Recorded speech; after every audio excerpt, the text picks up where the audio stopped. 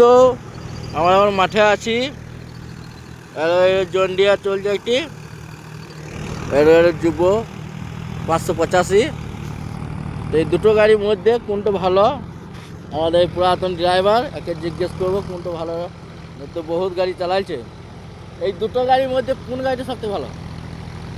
আমি এখন গাড়ি বলতে গেলে জন্ডিয়াটা ভালো। তুমি ধরো তো অনেক পুরাতন ড্রাইভার, তো মজবুত নাম করবো না গো, আমি যখন যুব গাড়িটা চালাইছি ওইগুলো খারাপ বলা যাবে না গো, ভালো দেখো।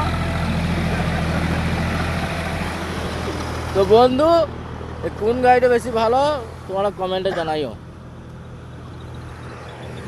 এই জন্ডিয়া 5045, মাহিন্দ্র 585 যুব।